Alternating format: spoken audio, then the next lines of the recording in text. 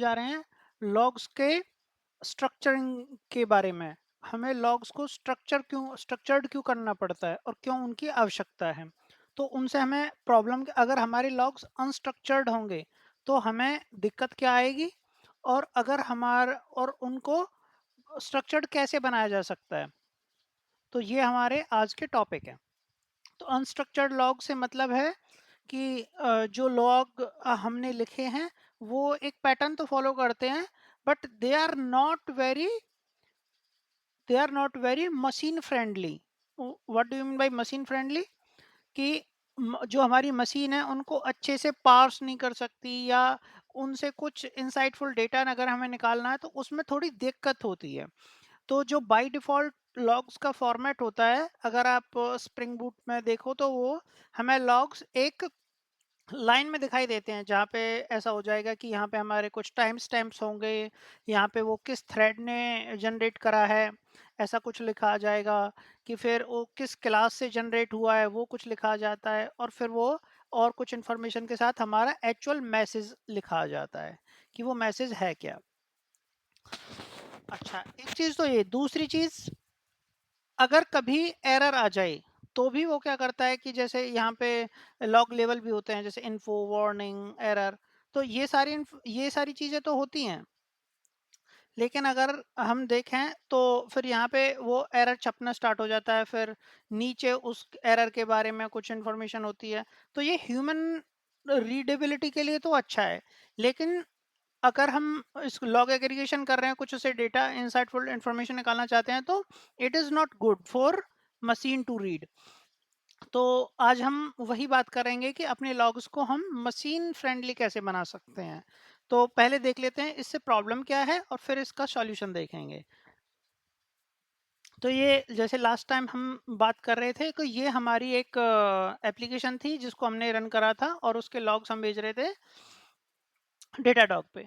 तो यहाँ पे अगर आप देखोगे तो यहाँ पे कुछ एक्सेप्शन आया है, और वो एक्सेप्शन कुछ ऐसे छपते आया है कि वो अलग अलग लाइंस में गया है। नल पॉइंटर एक्सेप्शन आया है कुछ तो, लेकिन वो अलग अलग लाइंस में गया है।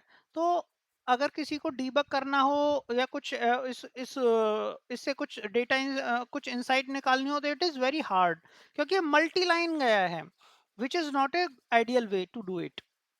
तो अगर हम और देखो, सबसे बेकार चीज कि ये भी इन्फो की तरह रिकॉर्ड हुआ है, बाकी इसको एरर रेड मार्क होना चाहिए था, बिकॉज इट्स एन एक्सेप्शन। तो बाय डिफॉल्ट जो स्ट्रक्चर है उसको हमें थोड़ा बदलना पड़ेगा। तो अगर हम यहाँ पे क्लिक करें तो हमें ये लॉग मैसेज दिखाई दे रहा है, और इसके कुछ information, container ID, container name, ये सब इंफॉर्मेशन हमें देखने को मिलती है। तो लेकिन हमें इसको और अच्छा पार्सेबल, और इसमें कुछ इंफॉर्मेशन अगर हमें ऐड करनी है तो वो सब हम कर सकते हैं।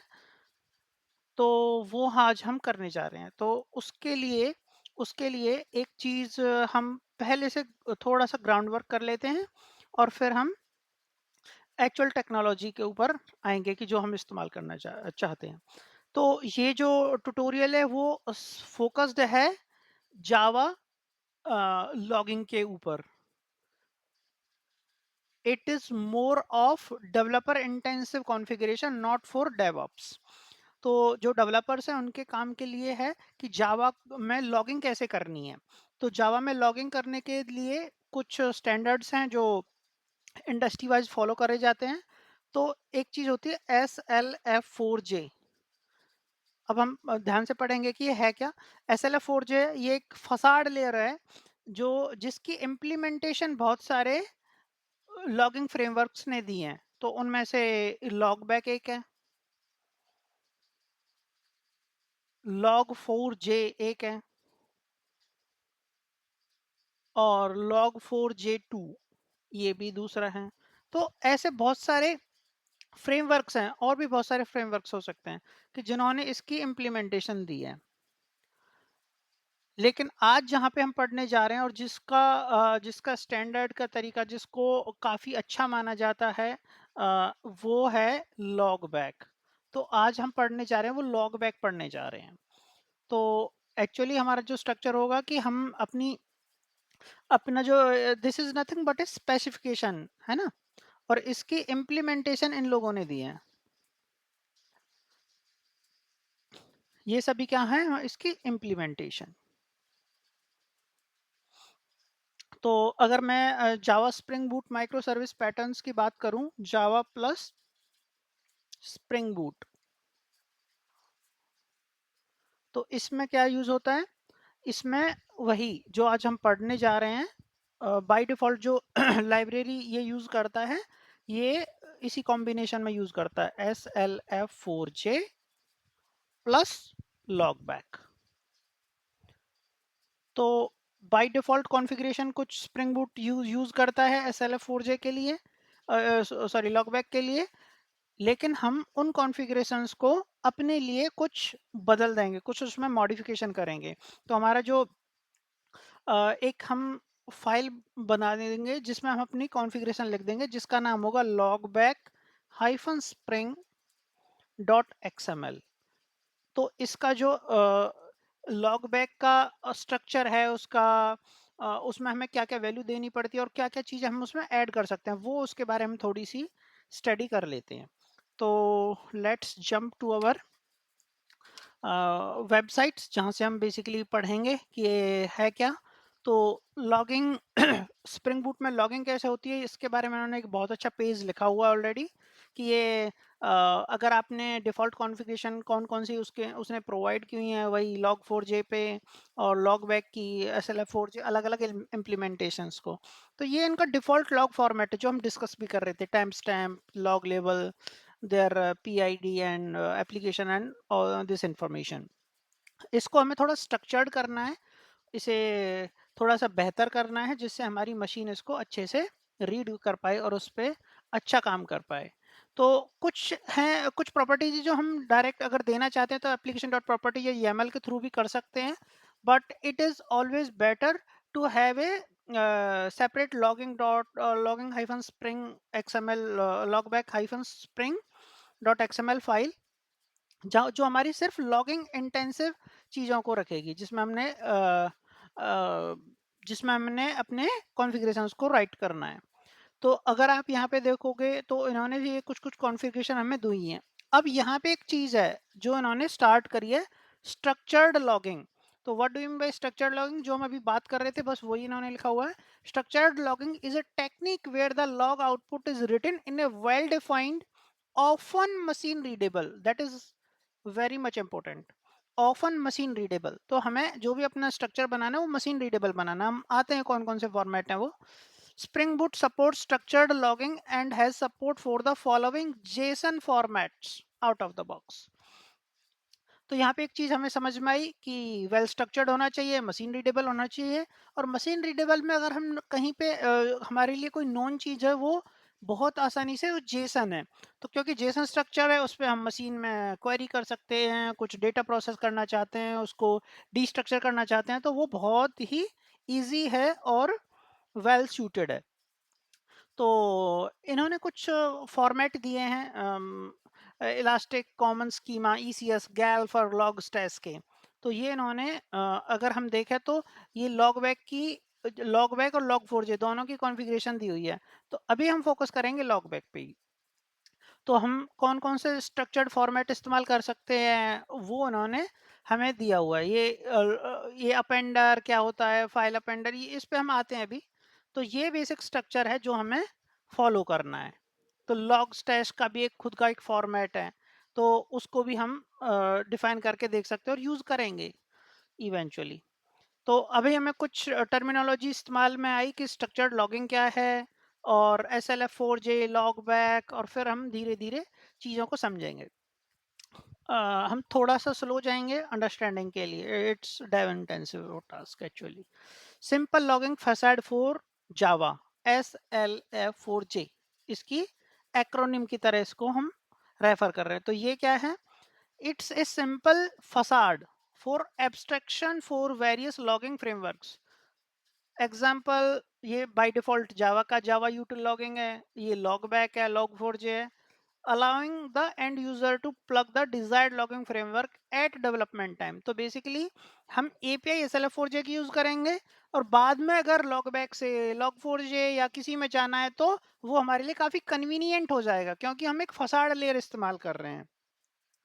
तो बेसिकली हम एक एपीआई और स्पेसिफिकेशन का अपने कोड में डायरेक्टली लिखेंगे। जैसे यहाँ पे अगर मैं आपको क्विकली दिखाऊं तो एस सी हेलो यस। तो जैसे मैंने यहाँ पे लॉगर डॉट इन्फो लिखा है, तो अगर आप देख पाओ तो ये लॉगर कहाँ से आया है। इस पे हम होवर करते हैं, दिस इज फ्रॉम org.slf4j। तो इट इज कन्वीनियंट कि ये एक एपीआई की तरह हमारे लिए काम करेगा। तो हमने हार्डकोड लॉग बैक वाली कोई एपीआई डायरेक्ट इस्तेमाल नहीं करी है, हमने SLF4j की करी है। तो बाद में अगर हमें स्विच करना पड़ेगा तो वो हमारे लिए इजी होगा। तो ये हम काम कर रहे हैं, SLF4j का ये ही कोर मकसद है। तो अब इसकी एक इम्प्लीमेंटेशन देख लेते हैं जो है Logback. Logback is an implementation for SLF4j। तो अभी अगर हम देखें तो ये इन्होंने एक बहुत बढ़िया इसका आर्किटेक्चर का एक पेज बनाया हुआ है। अगर हम थोड़ा सा इसे देखते हैं तो लॉगबैक का जो आर्किटेक्चर है उसके अंदर 3 पिलर्स हैं बहुत मजबूत: लॉगर, अपेंडर और लेआउट। लेआउट पे हम आते हैं अभी। लेआउट पहले लॉगर और अपेंडर्स को समझ लेते हैं और फिर इसको लेआउट को थोड़ा सा डिटेल में, और इसके साथ साथ एक चीज होती है इनकोडर, उसको समझेंगे। तो लॉगर तो वही है जो भी हमने अपने कोड में देखा, logger dot info, logger dot warn और एरर और सो एंड सो। फिर एक चीज होती है अपेंडर। अपेंडर से हमें समझ में आता है we want to append something. Append that means कि हमारे पास लॉग है ऑलरेडी और उसके अंदर कोई भी नया इवेंट आए तो उसको हम उसके साथ अटैच करना चाहते हैं, उसमें ऐड कर देना चाहते हैं। तो हमारे जो लॉगर्स, कोई लॉगर इज कोई लॉगिंग आ रही है तो वो क्या कि इवेंट ही है, लॉगिंग इवेंट है। वो इवेंट जाएगा अपेंडर के पास। अपेंडर क्या कर देगा कि इसको अपेंड कर दो, लेकिन अपेंड करने के लिए वो डायरेक्ट अपेंड नहीं करेगा, वो डेलीगेट करेगा। डेलीगेट किसको करेगा? लेआउट को। अब लेआउट से एक नई चीज है जिसको हम बोलते हैं इनकोडर्स।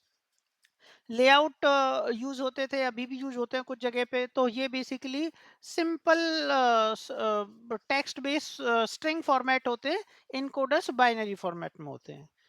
तो हम उस चीज़ पे आते हैं। तो ये इन्होंने अपने इसके बारे में डिटेलिंग लिखी है कि हमें लॉगर्स का इस्तेमाल कैसे कर सकते हैं और उसके डिफ़ॉल्ट मेथड कौन कौन से हैं। तो वो सब चीज़ें हैं। तो ये इन्होंने बहुत अच्छी एक सीट बनाई है। इनको लॉग लेवल्स, हमारे ट्रेस क्या है, इन्फो, डीबग, वार्निंग और एरर। तो ये सब इसके अगर हम कौन सा लॉगिंग लेवल लिखेंगे तो उसके नीचे के सारे अपेंड होंगे। तो अब हम इस चीज़ पे समझते हैं कि हमें अपेंडर्स कैसे इस्तेमाल करने हैं। तो एक log stash log back library है जिसने ये इनकोडर्स लिखे हैं जो अभी हम डिस्कस करने वाले थे। तो अगर इनकी हम गिटहब पेज पे देखते हैं तो इन्होंने बहुत एक वेल डॉक्यूमेंटेड रीडमी फाइल बनाई हुई है जिसको हमें जो जो हम इस्तेमाल करने जा रहे हैं तो इसके बारे में थोड़ा सा देख लेते हैं। It provides Logback encoders, layout and appenders. तो बेसिकली लॉग बैक खुद भी बहुत सारे अपेंडर्स देता है, जैसे कंसोल आउटपुट। तो अगर हम कुछ भी लिखेंगे तो कंसोल पे दिख जाएगा। अगर फाइल अपेंडर, अगर हम कुछ भी अगर हमारा अपेंडर फाइल टाइप का फाइल अपेंडर है तो वो एक जो हम फाइल का नाम देंगे, let suppose my application dot log, तो उस फाइल में अपेंड हो जाएगा। ऐसे ही एक रोलिंग अपेंडर होता है। तो let me right for just reference. तो अभी अभी जो हम बात कर रहे थे यहाँ पे अपेंडर्स की, तो बेसिकली कोई इवेंट आएगा तो वो अपेंडर्स के पास आएगा, अपेंडर्स बाद में उसे डेलीगेट करेगा। तो अपेंडर इज वेरी इंपॉर्टेंट एक्चुअली। तो अपेंडर कैसे हो सकते हैं? जो भी हम बात कर रहे थे, कंसोल अपेंडर हो सकता है कि जो हमारे कंसोल पे ही हमारे लॉग को दिखा दे हमें। दूसरा फाइल अपेंडर हो सकता है कि हमारा जैसे कोई सर्वर है और उस सर्वर में किसी एक लोकेशन पे हमें एक फाइल जनरेट करेगा और उसमें जैसे abc.log फॉर सिंप्लिसिटी। तो ऐसे एक लॉग बनाता जाएगा वो। और एक होता है रोलिंग फाइल अपेंडर। रोलिंग फाइल अपेंडर तो ये क्या करेगा, जैसा ही नाम बता रहा है कि हम, और इसमें हम अपनी अगर हमने फाइल अपेंडर यूज करा तो ये तो फाइल्स बनती जाएंगी बहुत सारी टाइम स्टैम्प के साथ, तो हमारा तो मेमोरी बहुत ज़्यादा कंज्यूम हो जाएगा। तो रोलिंग अपेंडर उसके लिए हमें सेव करने के लिए आता है कि ये गार्ड करता है हमें कि हमें जैसे 7 डेज के लॉग्स को फाइल्स में रखेगा, उसके बाद के लॉग्स को उनको क्लीन करता जाएगा, उनको जिप फाइल में कन्वर्ट करता जाएगा। तो अगर ऐसी हमारी कोई रिक्वायरमेंट है then rolling file appender can be used. लेकिन अभी जो हम इस्तेमाल करने जा रहे हैं वो कंसोल अपेंडर होगा। वो क्यों होगा वो अभी हम डिस्कस करेंगे कि हम, क्योंकि हम तो एक बहुत अच्छा फ्रेमवर्क इस्तेमाल करते हैं, फ्लुएंट बिट। अभी जो हम लास्ट वीडियोस में भी देख रहे थे, तो वो क्या कर सकता है, वो क्या कर सकता है, उसे हम कॉन्फ़िगर कर सकते हैं कि हमारे जो डॉकर का लॉगिंग ड्राइवर है फ्लुएंट डी, तो वो क्या करेगा कि हमारे कंसोल से जो भी लॉग्स बनेंगे उनको सीधा फ्लुएंट बिट के पास भेज देगा, और we will be able to write our logs to eventually to the Datadog. तो हमारा स्ट्रक्चर कैसे होगा, अगर मैं इसको दोबारा से रीड रीड्रॉ कर देता हूँ एक बारी। हाँ, ये हमारा एक डॉकर है, डॉकर के अंदर एक कंटेनर है, और इस कंटेनर के अंदर मैंने लॉगिंग कॉन्फ़िगरेशन, जो कि लॉगिंग ड्राइवर्स की कॉन्फ़िगरेशन है, लॉगिंग ड्राइवर की कॉन्फ़िगरेशन है, वो कॉन्फ़िगर कर दिया है किसको, फ्लुएंट को। फ्लुएंटी को मैंने बोल दिया है कि आप किस किस पॉइंट पे भेज दो, उसको एक पोर्ट का एड्रेस बता दिया है। करंटली आप समझ सकते हो कि ये लोकल होस्ट है, क्योंकि हम उसे साइड कार में ही चला रहे हैं। तो localhost colon colon there is some port 27748 और समथिंग लाइक दैट, वो हम कॉन्फ़िगरेशन से पढ़ लेंगे, आई डोंट रिमेम्बर एग्जैक्टली।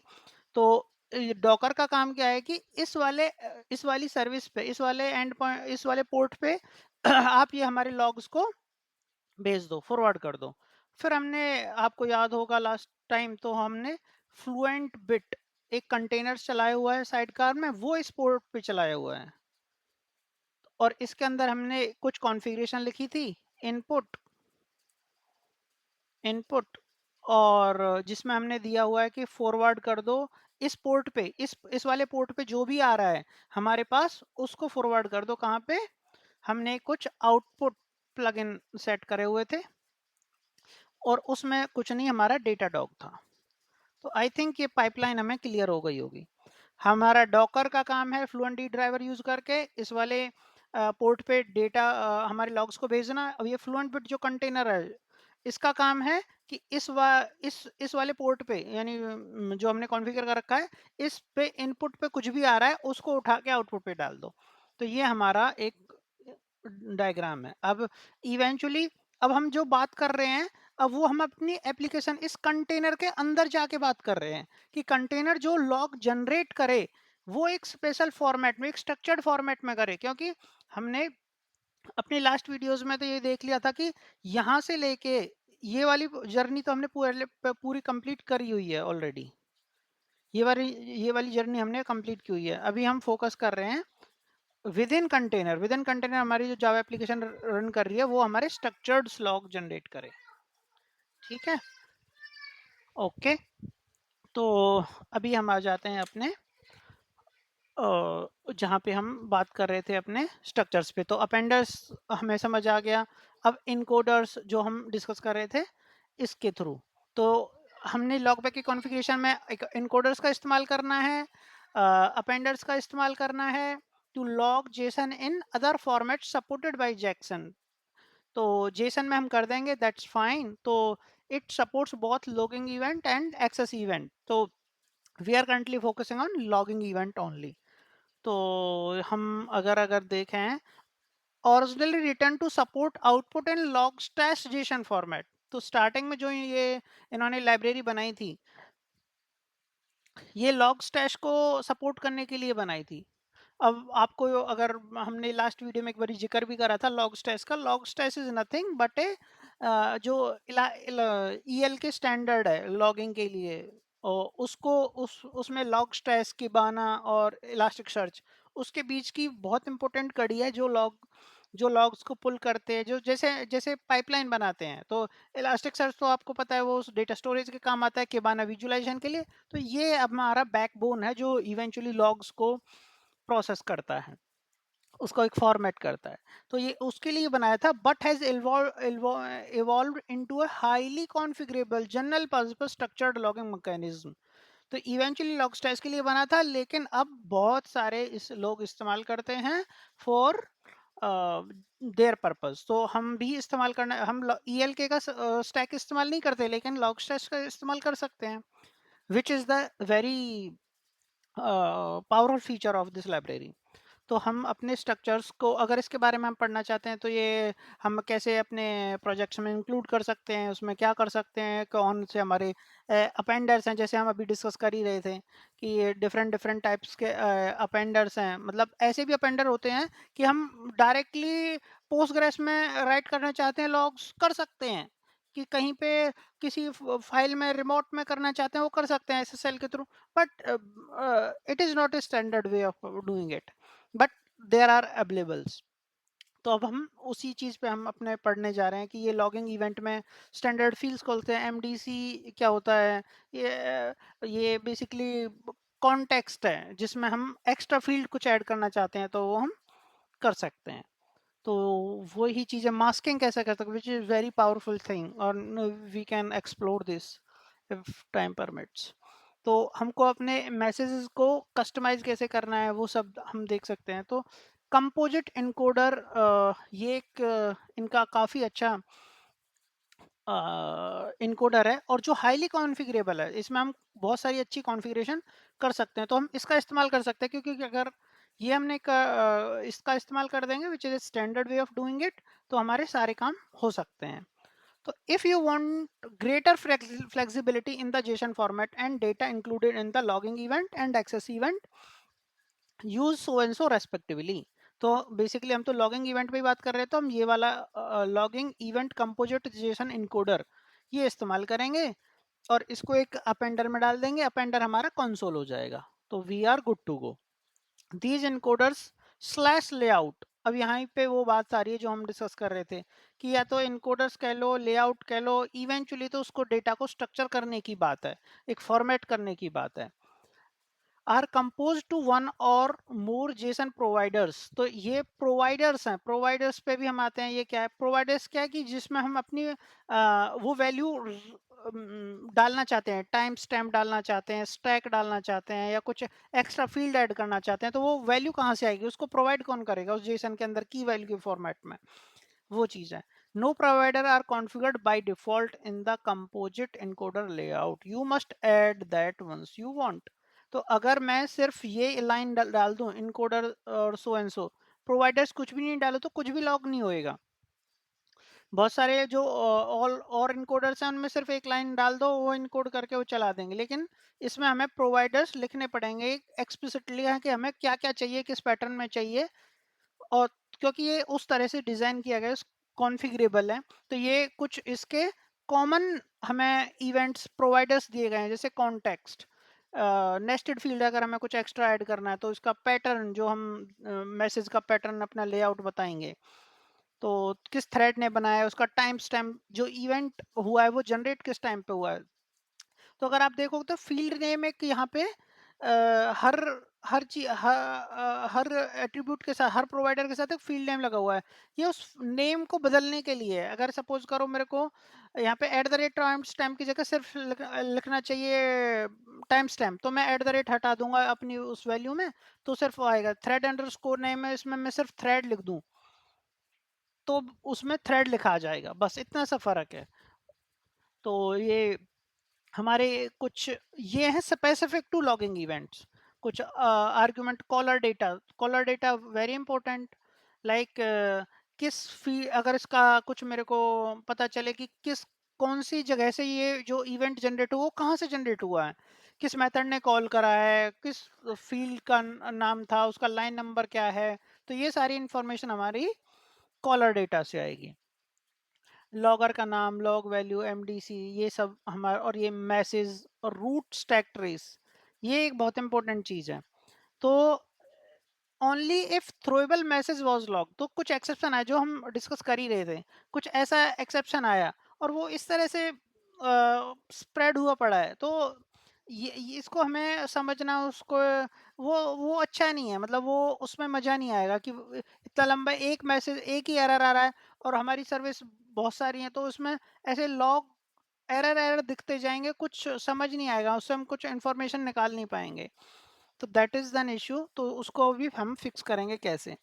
तो ये है रूट स्टैक ट्रेस एलिमेंट। तो इसमें हम क्या करते हैं कि अगर हमारा कुछ एक्सेप्शन आता है, कुछ थ्रोएबल आता है, तब भी इसके अंदर ये डेटा जाएगा। तो फील्ड का नाम हम चाहे तो ओवरराइड कर सकते हैं, खाली स्टैक लिख दें तो भी चलेगा, या एरर लिख दें, वट एवर, है ना। तो या फिर जो बाय डिफॉल्ट है वो भी रख सकते हैं, that is not an issue. Class field का नाम क्या है, मेथड फील्ड, तो ये सारी इंफॉर्मेशन हमें मिल जाएगी। स्टैक हैश यूज कर सकते हैं हम, अगर हमें कुछ ऐसी इंफॉर्मेशन निकालनी है कि सेम सेम एक्सेप्शन बार बार आ रहा है, तो उसका ये हैश क्रिएट करके एक वैल्यू जा जाएगा, जो वैल्यू डालता जाएगा, और जिससे हम उसे एक्सट्रैक्ट करके उस पर कुछ कि हम फाइंड आउट कर सकते हैं कि नंबर ऑफ टाइम्स एक ही मैसेज बार बार आ रहा है, तो कुछ तो गड़बड़ है। एक ही एरर हमारा जनरेट हुआ जा रहा है पिछले एक वीक में सपोज, तो और उसकी फ्रीक्वेंसी बहुत ज़्यादा है, तो एक स्टैक को आइडेंटिफाई करने के लिए हम इस्तेमाल करते हैं। तो ये है स्टैक ट्रेस। स्टैक ट्रेस क्या है? ये है स्टैक ट्रेस जिसमें हमारा पूरा स्टैक की इंफॉर्मेशन आएगी। तो हम बेसिकली कुछ इसमें कॉन्फ़िगरेशन करेंगे, और जो कॉन्फ़िगरेशन करेंगे वो एक थ्रोएबल कन्वर्टर है। तो ये क्या करता है कि जो एक्सेप्शन आया उसको कन्वर्ट कर देगा। कन्वर्ट किस में कर देगा? एक स्ट्रिंग फॉर्मेट में। और स्ट्रिंग फॉर्मेट कैसा होगा वो हम इसमें वो भी कॉन्फ़िगर कर सकते हैं कि इसका स्ट्रक्चर कैसा होगा। आते हैं उस चीज़ पे। तो ये बाकी इन्फॉर्मेशन थ्रोएबल, इसका क्लास नेम, अगर जितना इन्फॉर्मेशन हम चाहते हैं उतना हम ऐड कर सकते हैं, और जो नहीं चाहिए उसको हम लीव ओवर कर सकते हैं। अब हम बहुत इंपॉर्टेंट चीज़ है throwable converter. throw use the following configuration to try the shorten the class names down to so and so। तो अगर हमें कुछ ऐसा कुछ कॉन्फ़िगरेशन करना है तो वो हम कर सकते हैं। तो ये वाला वो हम shorten throwable converter इस्तेमाल करेंगे इन अवर कॉन्फ़िगरेशंस। तो अगर ये एक्सेप्शन बहुत लंबा है, नीचे तक बहुत नेस्टेड है, तो उसको हम कट डाउन कर सकते हैं कि ये हमारी इंफॉर्मेशन इतने स्टैक्स की इंफॉर्मेशन चाहिए, कि सपोज करो मेरे को 10 स्टैक की इंफॉर्मेशन चाहिए, उसी से मेरा इंफॉर्मेशन मेरे को मिल जाएगी। तो that is also very much possible. तो कुछ सेपरेटर्स लगा सकते हैं हम, डेलीमीटर वगैरह, ये कॉन्फ़िगरेशन कर सकते हैं। That is root cause first, ये बहुत अच्छी कॉन्फ़िगरेशन है। तो ये क्या करती है कि जो इशू है उसको सबसे पहले दिखाई देती उसको ना स्टैक जैसे काम करता है वो लीफो बेस्ड, बट ये उसको क्या करता है कि जो हमारा रूट कॉज है उसको सबसे पहले हमें कॉन्फ़िगर हमें दिखा देता है, उसको इवन उल्टा कर देता है। बाय डिफ़ॉल्ट ये फॉल्स होता है। तो ये हमें डीबग करते समय काफ़ी मदद करता है। तो ऐसे हम और बहुत सारे इंफॉर्मेशन उसमें लगा सकते हैं बेस्ड ऑन आवर नीड। तो इतनी इंफॉर्मेशन बहुत है। बाकी हम अपना काम करते हैं अपने कॉन्फ़िगरेशन पे। तो we are good to go. तो हम क्या कर सकते हैं यहाँ पे, एक एसआरसी मेन रिसोर्सेस, यहाँ पे यहाँ पे हम अपनी एक फाइल जनरेट कर देंगे। यहाँ पे मैं एक फाइल लिख देता हूँ, log back hyphen spring dot XML. तो एक्सएमएल में हमारी एक फाइल बन जाएगी जिसको हमें इस्तेमाल करना है।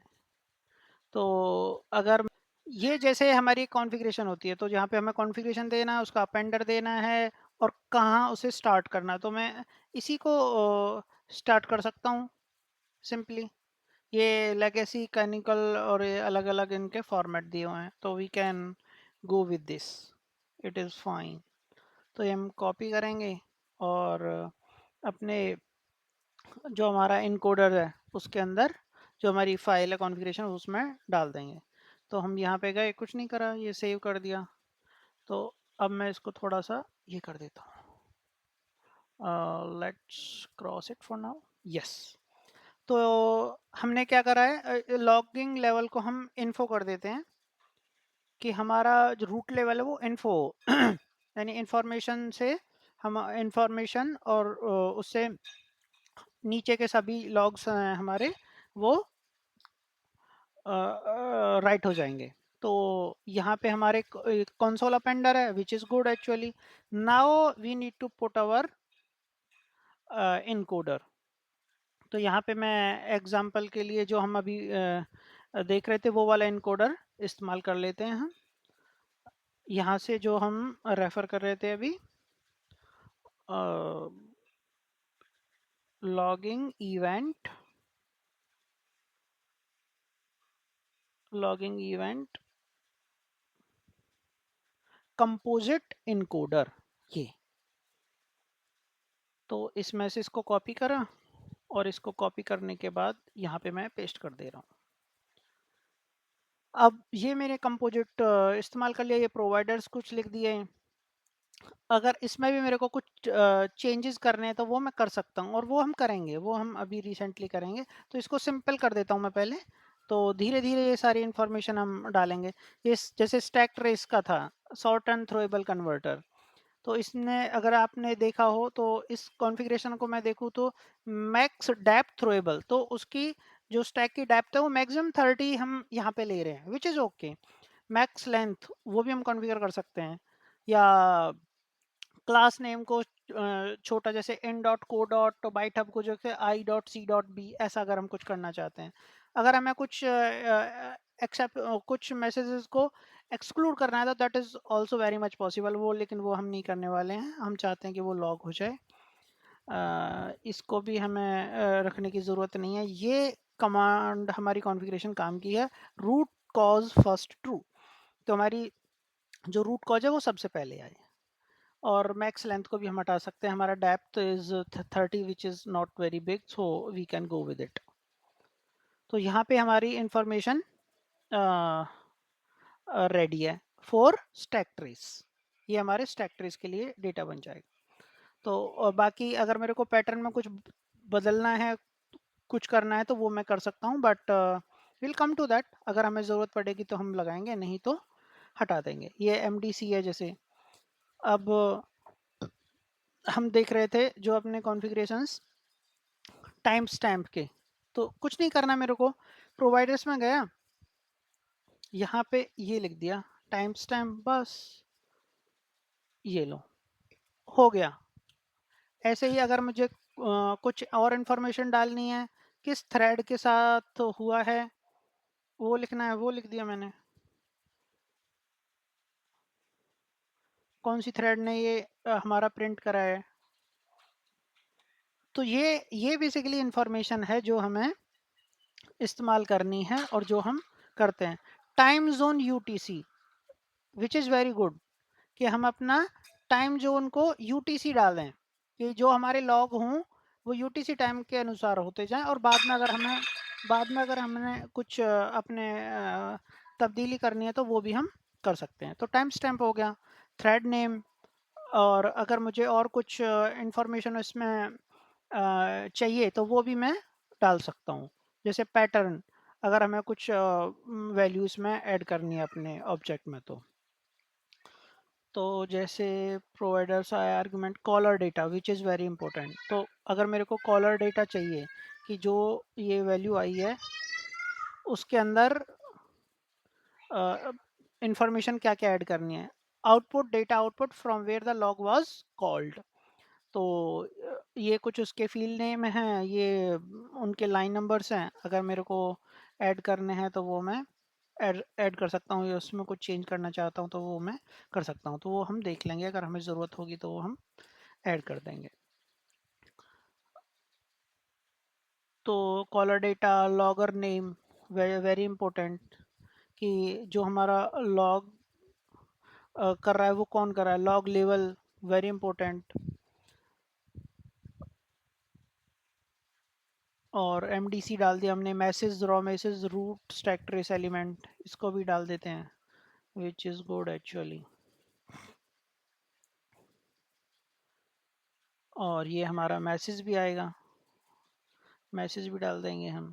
तो मैसेज क्या करता है, formatted log event message field name so and so, और इस पे अगर हमें कुछ कस्टमाइज करना है मैसेज को, इफ नल और empty write message tags as is default behaviour, otherwise split the tags using the regex. जो हमें अगर कस्टमाइज करना है तो वो हम कर सकते हैं। तो अगर हमें रॉ मैसेज भी डालना है तो वो भी हम डाल सकते हैं, इंक्लूड करना चाहते हैं तो। ये कुछ इन्फॉर्मेशन हैं जो हम चाहते हैं तो हम ऐड कर सकते हैं। तो अगर स्टैक ट्रेस के लिए ये हमने ऑलरेडी डाल दिया है। तो टैग्स थ्रोएबल क्लास नेम, अगर ये मेरे को ऐड करना है, that is also very much possible कि ये भी एक एक्स्ट्रा फील्ड हमारा ऐड हो जाए। तो एक काम करते हैं, जो इसके रिलेटेड है उनको एक साथ रख लेते हैं और मैसेज को नीचे कर देते हैं। ये हमारा पास मैसेज आ जाएगा, ये मैसेज आ गया। तो I think that's more than enough. अब इससे हम रन करके देख लेते हैं। तो होगा क्या कि जो भी हमारी इन्फो है लॉग लेवल इन्फो से स्टार्ट होगा और हमारे लॉग्स जेसन फॉर्मेट में स्टार्ट हो जाएंगे दिखना। तो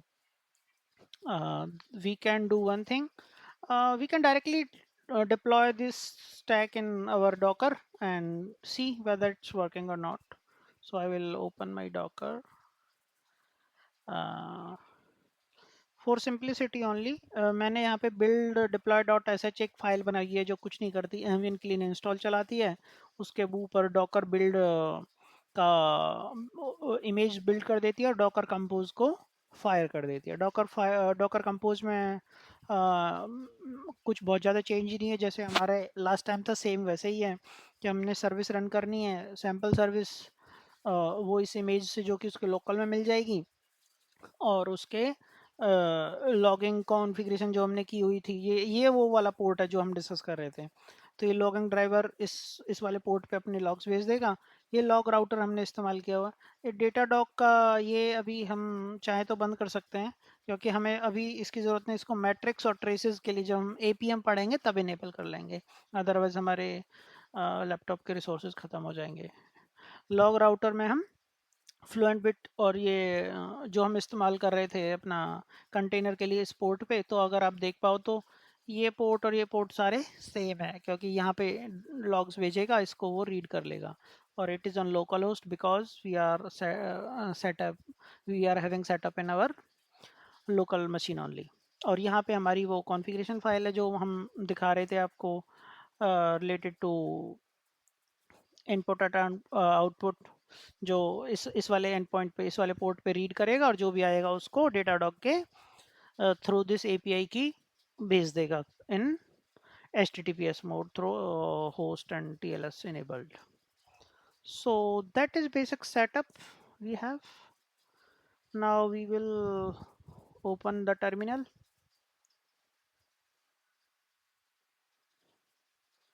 Open the terminal. Why it is not doing it? Terminal and terminal, agree to terminal. Okay.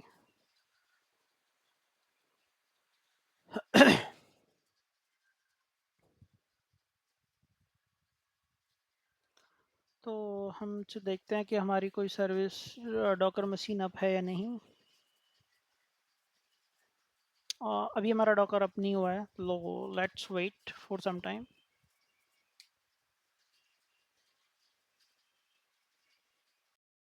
अभी देखा हमारा डॉकर अप हो चुका है, तो we are good to go.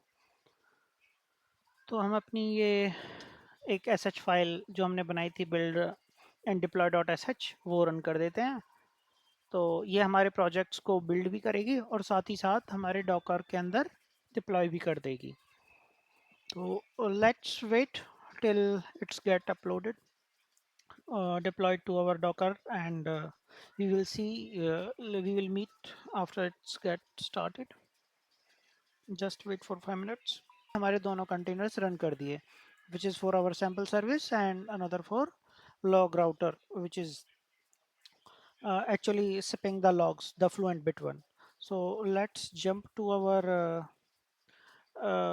Datadog. तो यहाँ पे अगर आप देख पाएँ तो मैंने लाइव ट्रेस लगाया हुआ है।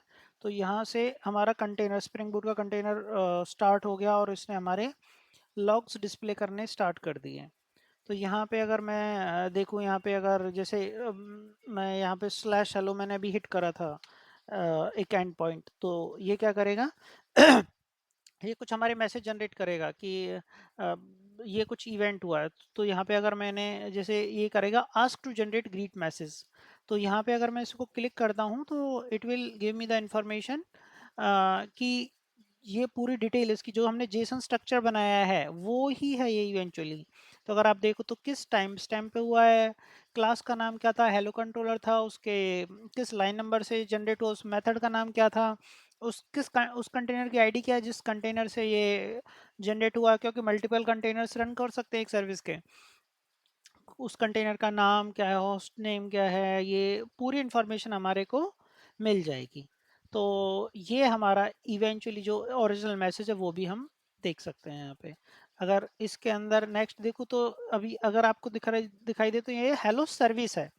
तो क्योंकि कंट्रोलर के बाद सर्विस लेयर पे आया, उसके किस लाइन नंबर से किस मेथड से ये जनरेट हुआ, तो ये हमें पूरा पार्सेबल फॉर्मेट में हमें डेटा मिल जाएगा। इसके अंदर हम और भी फील्ड अगर चाहें तो ऐड कर सकते हैं कि जैसे इसकी कमिट आईडी क्या है इस कोड की, गिट वर्जन बेसिकली। तो बहुत सारी इंफॉर्मेशन हम इसमें चिप इन कर सकते हैं based on our need and requirement.